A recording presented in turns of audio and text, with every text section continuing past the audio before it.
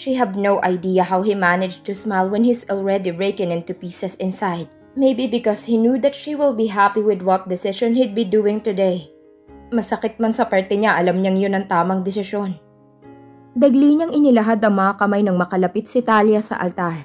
At nang mailapag na ng dalaga ang kanyang mga kamay kay Aaron, he slowly pulled her towards him para bigyan ito ng isang mahigpit na yakap. At kasabay rin ang yakap na yon, ang siya namang pagbagsak ng mga luha ni Aaron. Do you know how happy I am seeing you walking down the aisle while I wait for you here? He softly asked her with a treating smile. I have always dreamt of this ever since we met, Talia. Huminga ito ng malalim at mas lalong hinigpitan pang pagyakap sa kasintahan because he knew this is gonna be his last time to get held of her. I promised to myself that even it's hard, impossible and complicated, ikaw pa rin ang babaeng ihaharap ko sa altar. Pagpapatuloy nito. And now my dreams came to reality. I made it. Nagawa ko nang makita ang babaeng mahal kong naglalakad palapit sa akin. She slowly leaned her head on his chest, which made it hurt more for him. But I'd rather break my own heart than break yours, Talia. Dugtong nito na ikinagulat ni Talia. At that moment, ilang beses nitong hiniling na mawala ang sakit na nararamdaman kahit ilang segundo lamang because he no longer contained the pain within him. Like what your father told me, if I feel that you're no longer happy with my own little world, I should choose to let you go. I love you so much, but I know you don't feel the same way I felt for you. Marahang napahinto si Talia at tagling napatingin sa kanyang nobyo. Sinalubong nitong naluluhang mga mata ni Aaron. Marahan rin nitong hinawakan ng pisngi ng lalaki. Ramdam na ramdam nitong panginginig at pagpipigil sa pag-iyak na hindi niya maunawaan. Talia, I'm letting you go. Biglang sabi nito. 5 years is already enough. He did his best to give her all the things that she deserves. At pagkakataon na rin siguro yon na maipakita nito sa kanya kung gaano niya siya kamahal. She slowly slipped away from his hold after hearing those. And he saw tears slowly streaming down on her face. Using his right thumb, he wiped her tears and gave her a smile. Please, don't cry. I don't want to see you crying. Aaron. Maya-maya pa ilumingon si Aaron sa bukana ng simbahan. At roon na silayan niyang marahang pagpasok ni Francis. Itinaas nito ang kanyang kamay to call his attention. Lumapit agad sa kinatatayuan nila ni Talia. Gusto rin kasi ni Aaron na makapag-usap na agad ang dalawa as soon as possible. Ayaw niya ring masayang ang sandali. Sinundan naman ni Talia ang tingin ni Aaron at laking gulat niya nang makita niya si Francis papalapit sa kanila. Nagmadali itong tiningnan ni Aaron out of disbelief. But Aaron just nodded before he let go of her hand. Aaron? Talia, thank you for giving me the chance to show you my love for you. But I know to myself that I am not the person you wanted to be with. She tiptoed to kiss him on his forehead. Thank you, Aaron. Before she go. Kung si Aaron na naglayo kay Natalia at Francis noon, gawa ng inggit at makasariling desisyon. Ngayon siya rin ang magmimistulang tulay upang magkabalikan ng dalawa. Napakong mga tingin ni Aaron sa dalaga habang tumatakbo palayo sa kanya. But deep down in his heart, he will never forget those memories that he spent with Talia for over 5 years. It was a great journey and experience that he will forever hold into his heart. Maybe they were right. Dadating talaga tayo sa punto ng mga buhay natin na kailangan nating pakawalan ng mga bagay na nagbibigay sa atin ng kasiyahan. But in Aaron's case, it's not a thing, but a person. He sacrificed his heart just for her to be happy. Pinakawalan niya si Talia because he knew to himself na hindi niya mabibigay yung totoong kasiyahan sa dalaga. He was there when Talia and Francis develops the love they both had for each other. Tanging siya lamang noon ang pumipigil sa dalawa. Kung baga he's the villain in disguise sa storya. Now he realized kung ano ba talaga ang totoong kahulugan ng pag-ibig. It's always about honesty and purity. At sa pangyayaring ito madami siyang natutunan. Isa na nga roon ay, may mga tao talagang dadating sa buhay natin who will be a blessing or a lesson. But poor Talia who came unto Aaron's life, she was the best lesson that he ever learned and a blessing that he couldn't have. Well, ganun ata talagang laro ng tadhana. Tatangahin ka na parang papel, dadalhin ka sa iba't ibang tao, iba't ibang aral ng buhay, hindi para mapasama ka, kundi para maging aral. Just like Aaron, letting her go made him realize his mistakes. Learn to accept those things that isn't meant for you. Maybe hinahanda pa ng tadhana ang kwento na para sa'yo. At kailangan mo lang yung hintayin. Makalipas ang 3 taon. Aaron, what are you doing? Keep on working. Kapag nakita ka ng manager natin, malilintikan ka talaga. Bumaling ang tingin ni Aaron sa nagsalita. Ito ay si Joseph, ang nag-iisang matalik niyang kaibigan. Napansin kasi nitong tulala at napupunit na ang papel na hawak niya. Sa halip na nagtatype ito sa computer. Joseph, ikaw pala. Pasensya na, may iniisip lang. Salamat. Maikling paliwanag nito at bumalik na sa pagtatrabaho. Siya ay nagtatrabaho sa isang malaking kumpanya ng mga vitamins at beauty products. Karamihan sa mga lalaking nagtatrabaho sa ganitong kumpanya ay napagkakamalan pang ang bakla. Ngunit si Aaron, 31 years old at tunay na lalaki. Sa tuwing naririnig niyang ganoon ay natatawa na lamang siya dahil sa tao ng kusang nagdedesisyon para sa kanila. Out na! Our manager decided to let you guys go home earlier. Sigaw ng team leader nila. Nagtataka man si Aaron. Hindi na lang siya nagtanong dahil para na rin ito sa mas maaga niyang pagpapahinga. 7:00 ng hapon at pauwi na si Aaron. Palihim na dalang mga gamit niya dahil may mga hindi siya natapos. At baka mayari siya sa manager niya bukas kapag tatapusin niyang mga ito sa maliit niyang apartment. Nang pagtingin niya sa gawing kanan sa may 7-Eleven ay nakita niya ang dating kasintahan. Kasama ang asawa nito, si Talia at si Francis. Lihim siyang napangiti nang makita itong muli. Masaya siya para rito. Pinagmasdan niya muna si Talia at mayroon siyang kakaibang napansin. Ang mga mata ni Talia ay tila hindi masaya tulad ng dati. Nagtataka at nag-aalala man si Aaron ay hindi na lang niya pinansin at magdesisyong umuwi na lamang. Sa kabilang banda, tuloy ang pagtatalo ni Talia at Francis nang papauwi na sila sa bahay nila. San ka ba kasi galing kagabi? 6 na gabi ka nang halos hindi umuwi. Kulang na lang dalhin mong mga gamit mo eh. So tell me, where have you been? Paulit-ulit na tanong ni Talia habang abala sa pagsa-cellphone ng naglalakad na asawa. Ang ingay mo naman. Tumahimik ka nga. Pinagtitinginan tayo ng mga tao, Talia. Sagot ni Francis na tuloy pa rin sa pagsa-cellphone. Nag-init lalo ang ulo ni Talia. Hindi niya na napigilan ang sarili at mabilis na hinablot ang cellphone mula sa kamay ni Francis. Ano bang problema mo ha? Paulit-ulit mo na akong iniinsulto.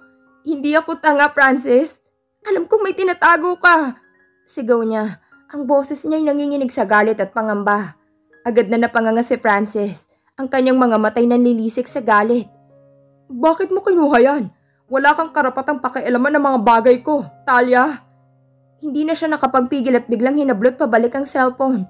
Halos mapunit ang suot na damit ni Talia sa lakas ng pagkakahila. Napaatras siya. Ang kanyang puso'y kumakalabog ng mabilis habang kinakalma ang sarili. Anong karapatan? Karapatan? Karapatan ko malaman kung ano bang nangyayari sa asawa ko, Francis. 3 taon tayong magkasamang kasal at ngayon, parang hindi na kita kilala. Sigaw niya habang namumuo ang luha sa kanyang mga mata. Sino siya? Sino yung dahilan kung bakit hindi ka na umuwi ng maaga? Sabihin mo sa akin. Ngunit imbis na magsalita, tumawa ng mapait si Francis. Isang kakaibang ngiti ang sumilay sa kanyang labi. Tila ba ibang tao nang kaharap ni Talia. Napaka-dramatiko mo, Talia. Wala ka na bang ibang ginawa kundi magdrama? Ikaw ang nagpapakulong sa akin sa relasyon na to. Ikaw ang dahilan kung bakit gusto ko nang umalis.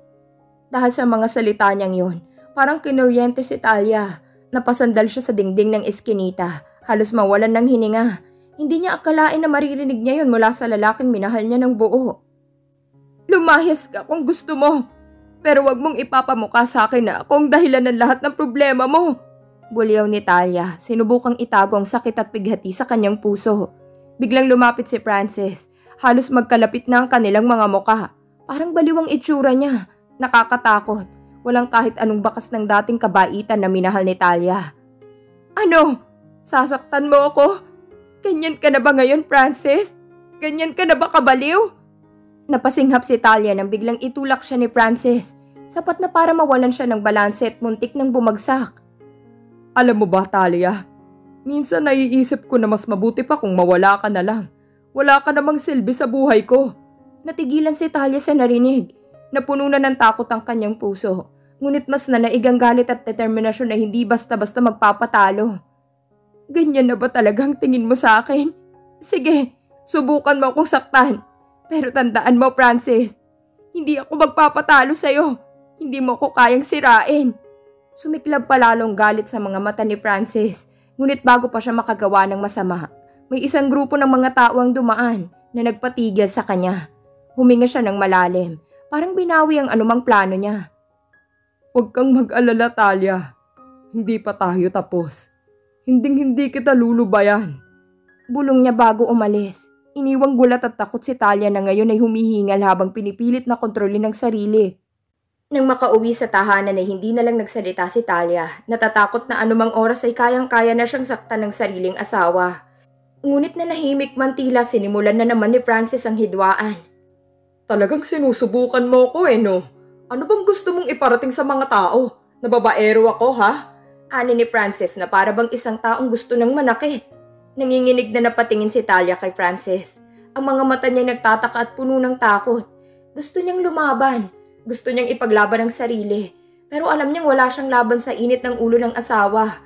Ang dating mapagmahal na mga mata ni Francis ay napalitan na ng malamig at walang pusong tingin. Ano ba, Francis? Wala kong sinasabing ganon. Ayoko na ng away. Pwede ba? Pilit na pagpapakalma ni Talia habang palihim na umaatras.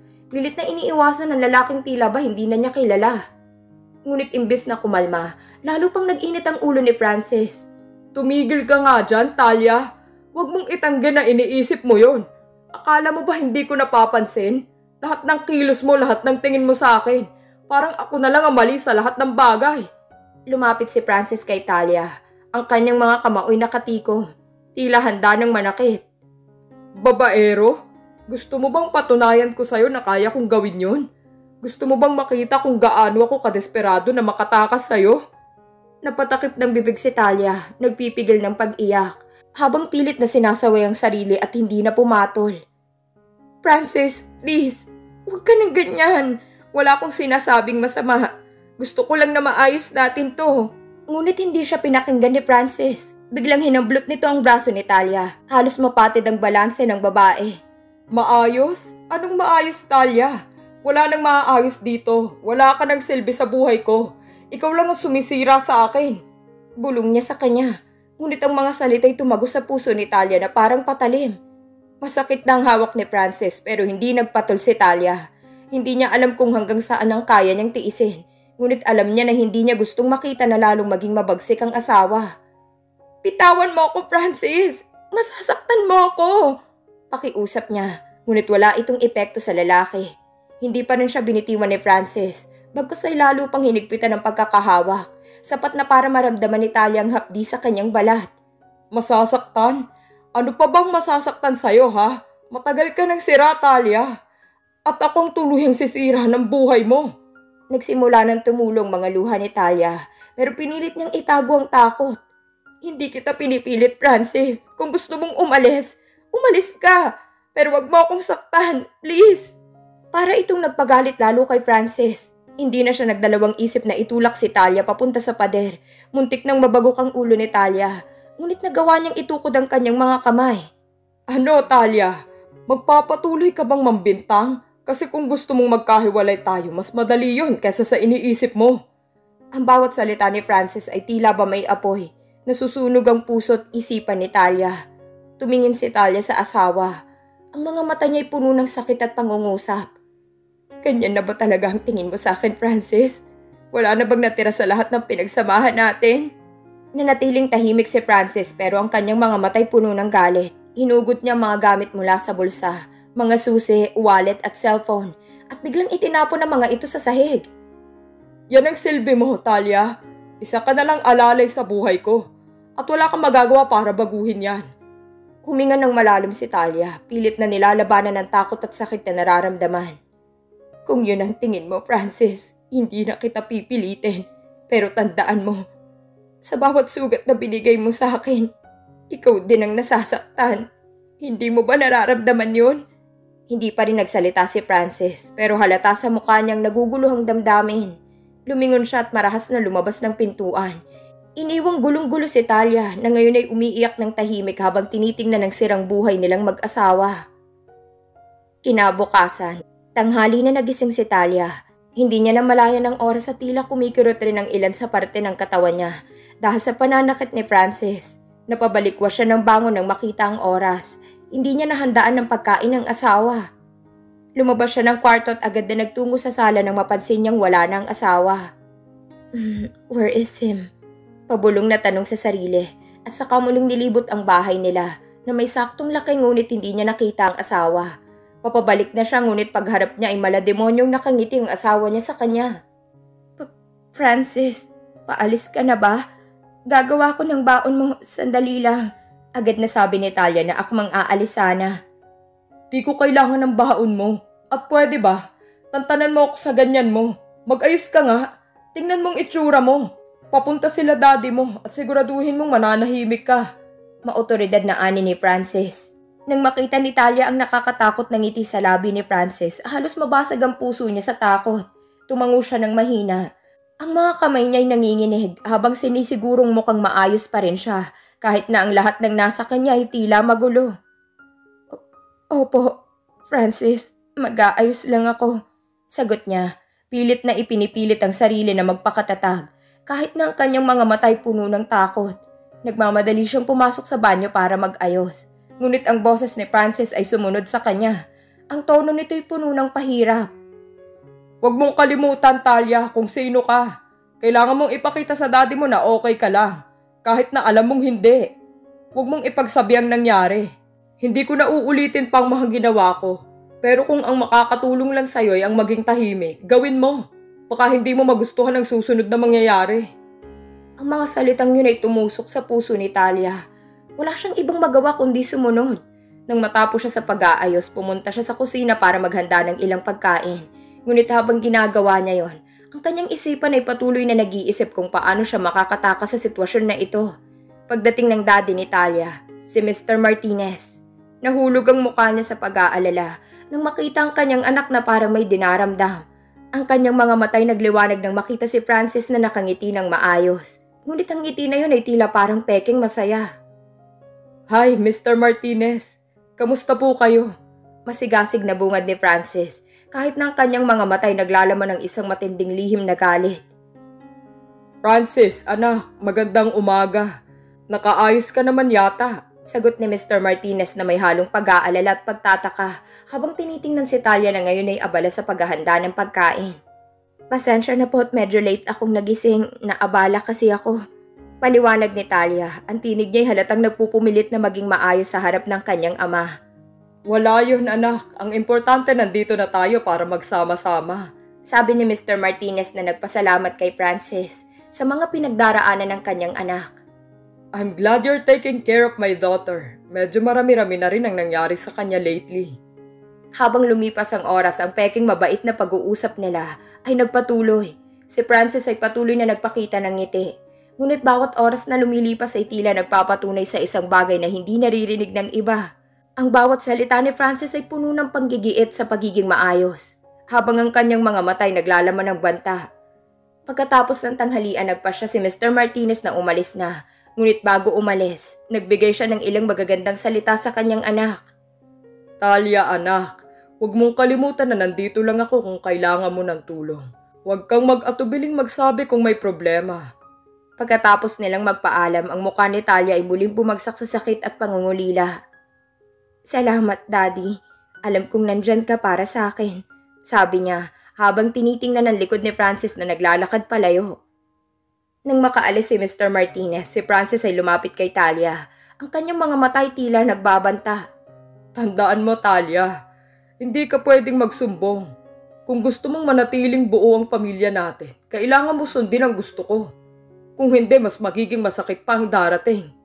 Hindi na makakibo si Talia. Ang takot at pag-aalala ay nag-uumapaw sa kanyang puso habang tinitingnan ng asawa na sa kabila ng lahat ay patuloy na nagpapakita ng kanyang nakakatakot na mukha ng kabaitan. Ang kanyang mundo'y tila nagiging madilim sa bawat sandali. Ngunit walang ibang magagawa kundi ang maghintay at umasa na ang susunod na araw ay magdadala ng pagbabago.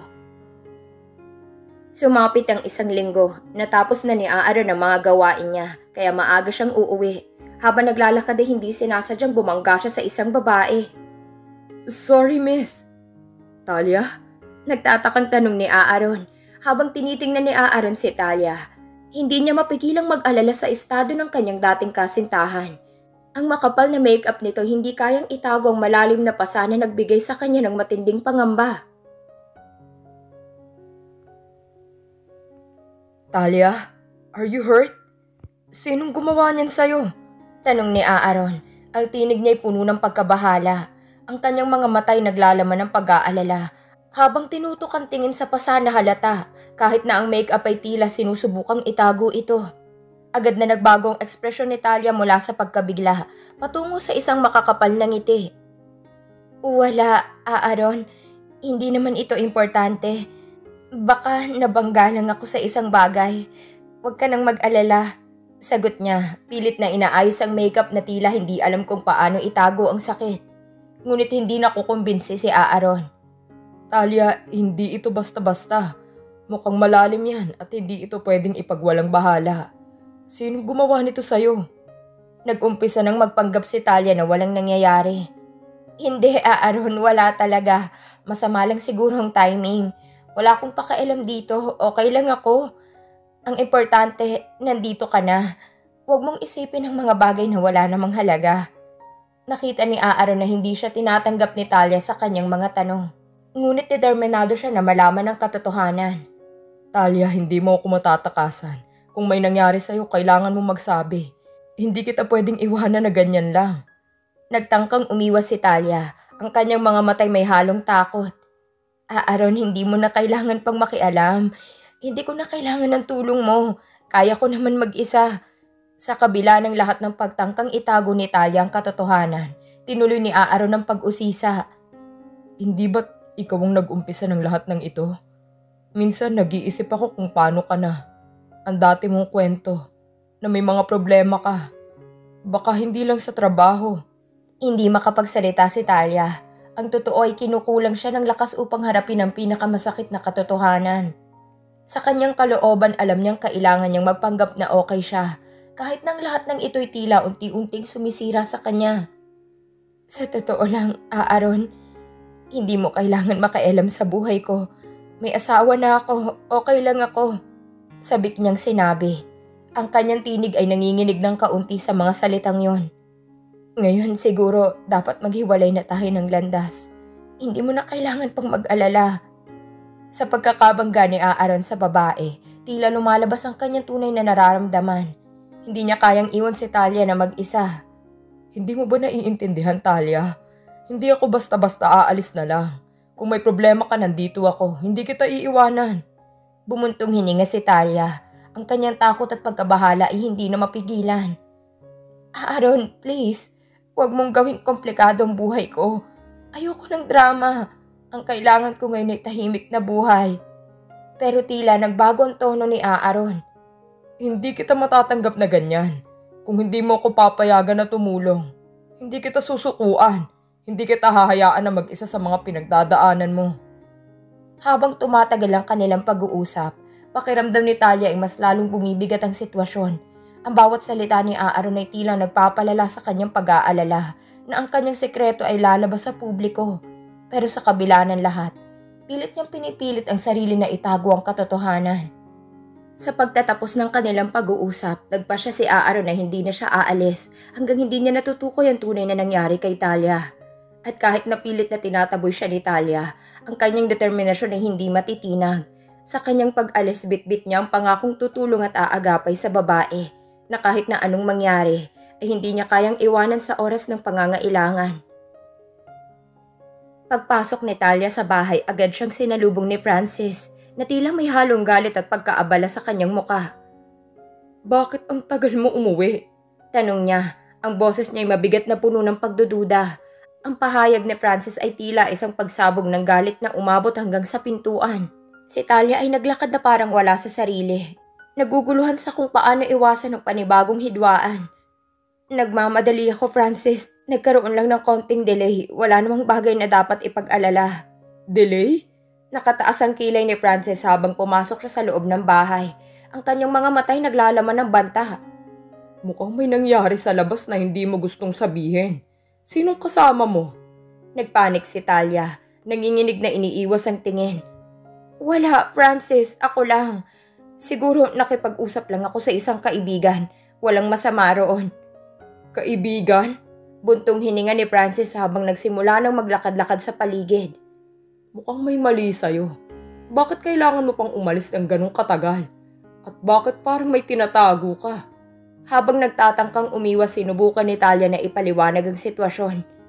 Hindi mo na kailangan pang mag-alala. Ang mahalaga, nandito ako at maayos naman ako. Ang kailangan mo lang isaalang-alang ay ang sarili mong galit. Pero hindi natanggap ni Francis ang paliwanag. Huwag mong gawing birong mga sinasabi mo. Hindi ako tanga, Talia. Alam kong may nangyari sa'yo. Anong klaseng kaibigan na nagpapasakit sa'yo ng ganyan? Wala kang karapatan na magtanong ng ganyan, Francis. Lumabas ang galit ni Talia. Ang boses niya ay nagiging matigas. Ayokong makipagtalo sa'yo. Kung gusto mong makipagtalo, makipag-usap ka sa sarili mong galit. Hindi ko na kayang tiisin ito. Sumagot si Francis sa pamamagitan ng biglaang paglapit kay Talia. Ang kanyang mga matay puno ng pahayag ng banta. Huwag mong ipilit na wala kang ginagawa na mali. Kung hindi mo sasabihin sa akin ang totoo, ikaw ang makakaalam kung anong mangyayari. Pagkasabi nito, bigla niyang hinawakan ang braso ni Talia ng mahigpit. Ang mga kuko nito'y nagdudulot ng sakit sa balat ng babae. Masakit, Francis! Sigaw ni Talia. Ang kanyang mga matay puno ng luha. Huwag mo akong saktan! Tila nawala sa sarili si Francis. Ang kanyang galit ay naglalabas ng lahat ng pighati at puot. Hindi kita sasaktan kung wala kang tinatago. Tinutukso mo ako sa mga pangako mo, wala ka ng iba.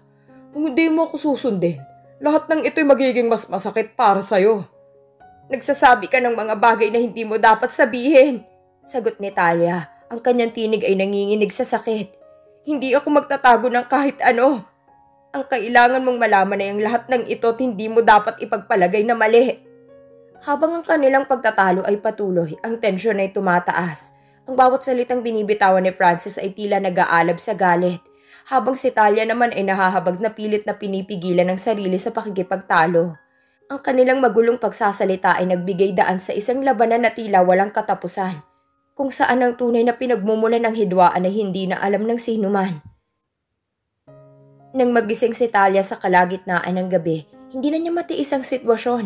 Ang mga pangungusap ni Francis ay patuloy na nagbabadya ng banta sa kanyang isipan, sa kanyang puso. Nagpa siyang kailangan niyang umalis habang natutulog pa ang asawa.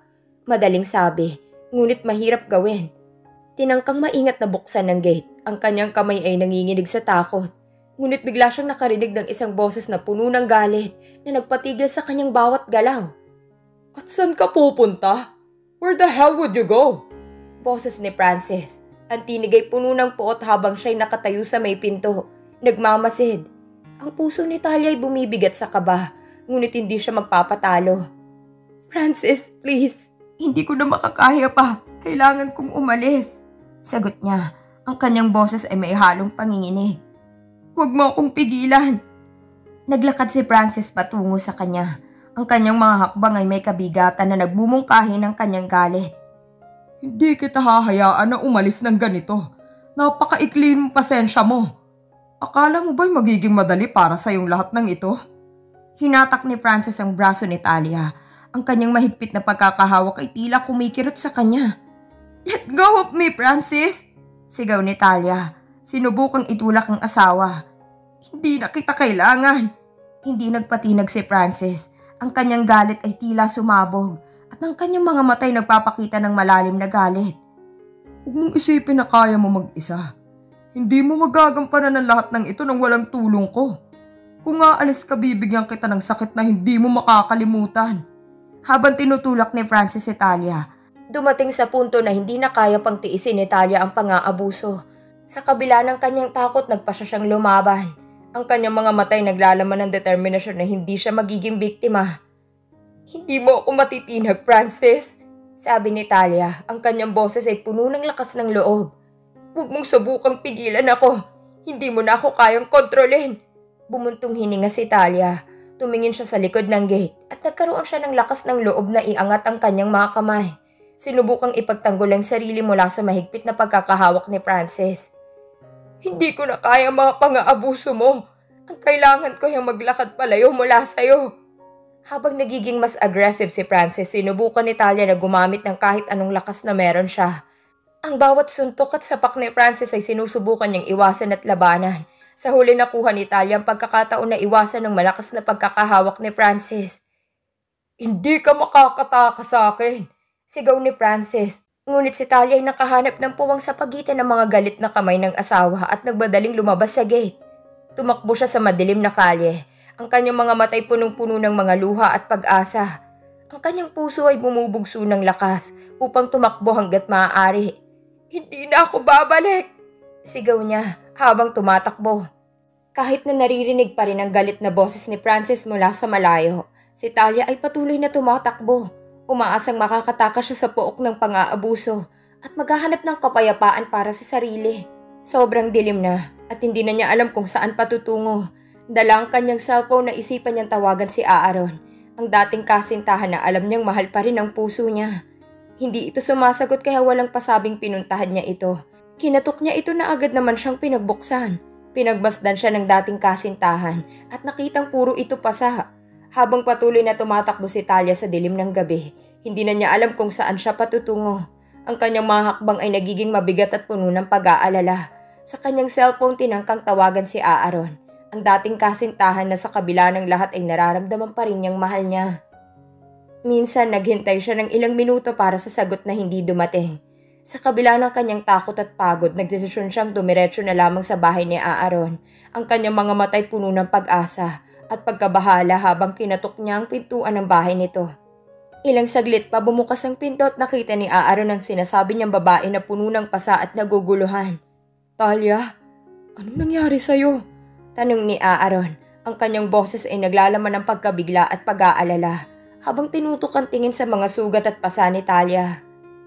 Hindi ko na kaya, Aaron. Ang sakit na. Umiiyak na sabi ni Talia habang pumapasok sa loob ng bahay. Ang kanyang boses ay nanginginig sa damdamin at sakit. Hindi ko na alam ang gagawin ko. Nasaktan ako, Aaron. Nagtaka si Aaron habang tinutulungan si Talia na umupo sa sopa. Anong nangyari? Bakit ka nasa ganitong kalagayan? Tanong niya. Ang kanyang mga matay puno ng pagkabahala habang inaasikaso ang sugat ni Talia. Umupo si Talia. Ang kanyang mga kamay ay nanginginig. Si Francis. Siya ang dahilan kung bakit ako ganito. Sinasaktan niya ako, Aaron. Ang mga pasana ito'y mula sa kanya. Hindi ko na kayang tiisin ang lahat ng ito. Tiningnan ni Aaron si Talia. Ang kanyang puso ay naguguluhan sa naririnig. Bakit hindi mo sinabi sa akin noon pa? Bakit ka nagtiis? Tanong niya. Ang kanyang tinig ay may halong hinanakit. Hindi ko alam. Sagot ni Talia. Ang kanyang mga matay puno ng luha. Akala ko kaya kong ayusin ang lahat. Pero habang lumilipas ang panahon, parang mas lalong lumalala ang sitwasyon. Napagtanto ko lang na kailangan kong umalis at makahanap ng kaligtasan. Alam mo, Talia, mahal kita. Hindi ko kayang makita kang nasasaktan. Sabi ni Aaron. Ang kanyang tinig ay puno ng malasakit. Hindi mo dapat ipagtiisan ang sakit na yan. Ang dapat mong gawin ay maghanap ng tulong at proteksyon. Patawarin mo ako, Aaron. Hindi ko na kayang mag-isa. Sobrang hirap. Umiiyak na sagot ni Talia. Ang kanyang mga matay puno ng pagsisisi at pag-asam na sana ay magbago ang lahat. Hindi ko na alam kung paano magsimula ulit. Hindi mo na kailangan pang magsulo. Sabi ni Aaron. Ang kanyang tinig ay puno ng pag-asa. Kung kailangan mo ng tulong, nandito ako. Magkasama nating haharapin ang lahat ng ito. Alam kong mahal pa rin kita at hindi ko kayang iwan ka sa ganitong kalagayan. Ang mga salita ni Aaron ay tila nagbigay ng liwanag kay Talia sa gitna ng dilim. Sa kanyang mga mata, nakita niyang pag-asa na baka hindi pa huli ang lahat. Ang bawat salita ni Aaron ay nagbibigay sa kanya ng lakas na harapin ang kanyang mga pangarap na maaaring magkatotoo sa kabila ng lahat ng pinagdaanan. Hindi ko alam kung anong mangyayari sa atin sa hinaharap. Pero ngayon, salamat na nandito ka, sabi ni Talia. Ang kanyang tinig ay puno ng kahulugan at pag-asa. Sana'y magawa nating ayusin ang lahat at magpatuloy. Ngunit sa kabila ng kanilang pag-uusap at ang patuloy na pag-agos ng emosyon, hindi pa rin alam ni Talia ang magiging kapalaran nila. Ang pag-amin sa mga sakit at pagmamahal ay tila nagsisilbing simula ng isang bagong yugto sa kanilang relasyon. Ngunit ang kanilang hinaharap ay puno pa rin ng mga tanong at hindi tiyak na mga pagsubok. Kinaumagahan nagising si Aaron na puno ng determinasyon na agad na ayusin ang sitwasyon. Tinawagan niya ang daddy ni Talia, si Mr. Reyes, upang ipaalam ang mga nangyari sa kanyang anak. Ang pag-aalala sa boses ni Aaron ay hindi nakaligtas sa pandinig ni Mr. Reyes. Sir, magandang umaga. Gusto ko sanang makipagkita sa inyo. May mga seryosong bagay po tayong kailangang pag-usapan tungkol kay Talia, sabi ni Aaron sa telepono. Ang kanyang tinig ay puno ng pagkabahala. Magandang umaga din sa'yo, Aaron. Ano bang nangyari? Bakit ang bigat ng boses mo? Tanong ni Mr. Reyes. Ang tono niya ay puno ng pagkabahala. May kinalaman po ito sa kalagayan ni Talia, ang asawa niyang si Francis. Sinasaktan po siya, sir. Napakabigat ng sitwasyon at kailangan po natin ang tulong niyo. Sagot ni Aaron. Ang kanyang tinig ay naglalaman ng pangungusap na puno ng hirap at pangungulila. Isang malaking problemang narinig ko sa'yo. Sige, pupunta ako sa apartment mo. Siguraduhin mong nandoon ka para sa pag-uusap na ito. Sagot ni Mr. Reyes. Ang kanyang boses ay puno ng determinasyon. Pagdating ni Mr. Reyes sa apartment ni Aaron, ang kanyang muka ay puno ng tensyon at pagkabahala. Nakita niya si Aaron na nag-aasikaso kay Talia, na ngayon ay mukhang medyo mas magaan ang pakiramdam, ngunit puno pa rin ng pangamba. Magandang umaga, Mr. Reyes. Salamat sa pagpunta, sabi ni Aaron habang tinutulungan si Talia na maupo sa sopa. Gusto ko sanang ipaliwanag sa inyong sitwasyon. Ikaw, Aaron, ano bang nangyari kay Talia? Tanong ni Mr. Reyes. Ang tono niya ay seryoso at nag-aalala. Kailangan kong malaman ang lahat ng detalye. Nagkaroon kami ng pagkakataon kagabi na makapag-usap at doon ko napagtanto ang buong saklaw ng problema. Sinasaktan siya ni Francis. Hindi ko akalain na ganito kalalang pinagdadaanan ni Talia, sabi ni Aaron. Ang kanyang boses ay naglalaman ng hinanakit at pangungulila. Kailangan natin ng plano para sa kaligtasan niya. Ngunit paano natin ito aayusin? Tanong ni Mr. Reyes. Ang kanyang mga matay naglalaman ng pag-aalala. Kailangan nating tiyakin na magiging ligtas si Talia at hindi na mararanasan ang mga ganitong bagay mula kay Francis. May plano akong i-report ang nangyari sa pulis, ngunit kailangan din natin ng legal na hakbang para matiyak na hindi siya makakalapit kay Talia. Paliwanag ni Aaron. Gusto ko sanang malaman ang opinyon nyo at kung may iba pa tayong dapat gawin. Sa tingin ko, kailangan nating dumaan sa legal na proseso. Dapat tayong mag-file ng restraining order laban kay Francis. Sagot ni Mr. Reyes. Ang kanyang boses ay puno ng determinasyon. Dapat din nating alamin kung may iba pang paraan upang mapanatiling ligtas si Talia habang nasa prosesong ito. Nagkaroon ng mahabang pag-uusap si Aaron at Mr. Reyes. Pinagtuunan nila ng pansin ang bawat detalye at posibleng hakbang. Sa kanilang pag-uusap ay nagpasya silang magsagawa ng mga konkretong hakbang upang tiyakin ang seguridad ni Talia at ipaglaban ang kanyang karapatan. Kung kailangan mo ng tulong sa legal na aspeto, handa akong tumulong, sabi ni Mr. Reyes. Ang kanyang tinig ay naglalaman ng suporta. Ang mahalaga ngayon ay makahanap tayo ng paraan para maayos ang sitwasyon at hindi na maranasan ni Talia ang ganitong klase ng sakit. Salamat po, Mr. Reyes. Ang suporta niyo ay napakahalaga sa amin. Magtulungan tayo upang matiyak ang kaligtasan ni Talia. Sagot ni Aaron. Ang kanyang boses ay puno ng pagpapahalaga. Habang nag-uusap sila, ramdam na ramdam ni Aaron at Mr. Reyes ang bigat ng responsibilidad na nakaatang sa kanilang mga balikat. Sa kabila ng lahat ng pagsubok, nagkaroon sila ng pag-asa na sa pagtutulungan, makakahanap sila ng solusyon para sa seguridad at kapakanan ni Talia. At dumating na nga ang araw na naaresto si Francis at natiyak na hindi na muli pang manggugulo. Napawalang bisa na rin ang kasal nila ni Talia at nagkaroon ng kapayapaan sa buhay si Talia.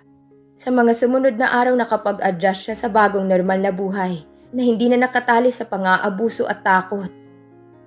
Isang hapon habang nakaupo si Talia sa balkonahe ng apartment ni Aaron, dinala siya ng mga alaala ng mga pinagdaanan nila ni Aaron. Nakita niya si Aaron na lumapit sa kanya. Ang kanyang mga mata ay puno ng pag-ibig at pag-aalala. Talia, sabi ni Aaron habang umuupo sa tabi niya. Sa wakas maaari na tayo magpahinga at mag-focus sa bagong simula. Oo, Aaron, sagot ni Talia. Ang kanyang boses ay puno ng emosyon. Salamat sa lahat ng ginawa mo para sa akin. Hindi ko kayang pasalamatan ka ng sapat para sa lahat ng sakripisyo at pag-aaruga mo. Talia, sabi ni Aaron habang hinahawakan ng kamay ni Talia. Hindi ko kayang makita kang nasasaktan. Ang mahalaga sa akin ay makita kang masaya at ligtas. Ang lahat ng ginawa ko ay para sa'yo. Dahil mahal na mahal kita. Humiti si Talia. Ang kanyang mga matay punong-puno na ng luha ng kaligayahan. Mahal din kita, Aaron. Minsan nga iniisip ko, paano kung wala ka? Siguro hindi ko makakayanan ang lahat ng ito. Ngunit nandito ako, Talia. Hindi kita iiwan. Sabi ni Aaron. Ang kanyang tinig ay puno ng tiwala at pangako. Handa akong harapin ang kahit ano, basta't kasama kita. Ang mahalaga ay nandito tayo ngayon para sa isa't isa. Habang ang araw ay unti-unting lumulubog sa kalangitan, si Talia at Aaron ay naupo ng tahimik. Ang bawat sandali nila ay puno ng pagmamahal at pangako sa isa't isa. Ang mga ngiti nila ay nagbigay ng pag-asa sa bawat isa. At ang kanilang mga puso ay puno ng pag-asa para sa hinaharap. Simula ngayon sisikapin natin gawin ang lahat ng magagawa natin upang maging masaya at buo ang ating relasyon. Ang nakaraan ay nagbigay sa atin ng maraming aral. At alam kong magiging mas matatag tayo sa hinaharap. Sabi ni Aaron habang ang kanyang mga matay naglalaman ng malalim na pagmamahal. Tama ka, Aaron. Ngayon ay panahon na para sa bagong simula. Sa'yo ko lang natagpuan ang tunay na pagmamahal at suporta. Sagot ni Talia. Ang kanyang matay naglalaman ng pag-asa. Ang kanilang mga kamay ay magkasama. At habang ang araw ay nagtatago sa likod ng mga ulap, si Talia at Aaron ay nagpasya na buuin ang kanilang kinabukasan na puno ng pagmamahal at pag-asa. Sa bawat pagdaan ng araw ang kanilang relasyon ay lalong lumalalim at ang kanilang pagmamahal ay nagiging higit pang matatag at tunay.